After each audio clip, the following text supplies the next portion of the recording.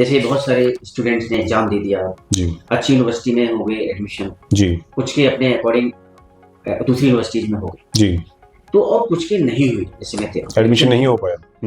तो या कोर्स जिन्होंने एडमिशन ले लिया तो उसमें एक ऑफ बीट करियर ऑप्शन होता है। जी तो ऑफ बीट करियर के क्या क्या ऑप्शन हैं जी स्टूडेंट्स को जो अपना ऑप्ट कर लेना चाहिए, जी तो वो ऑफ बीट करियर मैं बताइए। ऑफ बीट कैरियर आप कहना चाह रहे हैं कि ऐसे कैरियर जो ज्यादा सुनने में नहीं आते हैं या जो ज्यादा ट्रेंड में नहीं है, कन्वेंशनल नहीं है, लेकिन उनमें अच्छा करियर बन सकता है।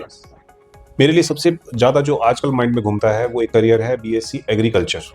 जी, हमें लगता है कि एग्रीकल्चर में हमें खेतों में घूमना पड़ेगा, किसानों के साथ रहना पड़ेगा। जनरली एक 17 साल के बच्चे के अंदर ये सारी चीजें माइंड में आती हैं जब वो एग्रीकल्चर के बारे में सुनता है। तो ऐसा बिल्कुल भी नहीं है। एग्रीकल्चर के अंदर क्या क्या रिफॉर्म्स कर सकते हैं, कौन कौन सी नई मशीन्स आ रही हैं, कौन कौन सी नई टेक्नोलॉजी आ रही है, कैसे हम वो अनाज इंडिया में उगा सकते हैं जो अभी तक इंडिया में उगने की संभावना नहीं थी, या जहां पर पानी ज्यादा है, मिट्टी खराब है, तो वहां कैसे कैसे अनाज या कैसे कैसे सब्जियां या वेजिटेबल हम उगा सकते हैं।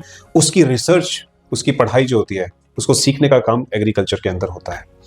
तो मेरे हिसाब से बीएससी एग्रीकल्चर साइंस स्टूडेंट्स के लिए specially. And next one is BSc forensic science. Forensic science में बहुत ज़्यादा स्कोप है आज के टाइम पर इंडिया में, और गवर्नमेंट के साथ साथ प्राइवेट सेक्टर में भी फॉरेंसिक साइंस में आने वाले 5 साल के अंदर बहुत सारी नई जॉब्स और अच्छे प्रोफाइल्स निकलने वाले हैं। फॉरेंसिक साइंस का जैसे नाम स्टूडेंट सुनता है तो उसके माइंड में आता है कि मुझे शायद कुछ पोस्टमार्टम वगैरह करना पड़ेगा, डेड बॉडीज के साथ काम करना पड़ेगा। No, it is not only limited to dead bodies and postmortem, it is also relevant to the crime site, जहां पर क्राइम हुआ है वहां पर आपको कैसे कैसे एविडेंस कलेक्ट करने हैं, उसके लिए कौन कौन से केमिकल्स यूज होते हैं। या आपको एक फॉरेंसिक साइंस की एक स्पेशलाइज्ड ब्रांच आती है जिसको हम बोलते हैं डिजिटल फॉरेंसिक। जब आप वहाँ की वीडियोग्राफी या फोटोग्राफी करते हैं, उसको करने का भी एक अलग तरीका होता है। या आपको डिजिटल एविडेंस निकालना है, सपोज करो अब मैं एक कल्प्रिट हूँ और मेरी किसी को कॉल ट्रेस करनी है, तो वो जो कॉल ट्रेस करने का काम है, या फिर मेरा पूरा कॉल रिकॉर्ड निकालने का काम है, या मेरे मैसेजेस क्या हुए व्हाट्सएप के थ्रू, या मैंने किस तरह का कम्युनिकेशन किया है, that is also the part of digital forensic. या मेरे पास कोई ऐसी हार्ड डिस्क है जिसमें मेरे बहुत सारे सीक्रेट्स हैं और किसी तरीके से उस हार्ड डिस्क का डेटा रिट्रीव करना है, वो डिलीट हो चुका है, that is the part of digital forensic.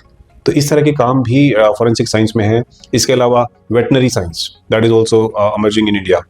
इसके अलावा आप कह सकते हैं बैचलर ऑफ फिजियोथेरेपी, फिजियोथेरेपी में बहुत ज़्यादा स्कोप है आने वाले टाइम में।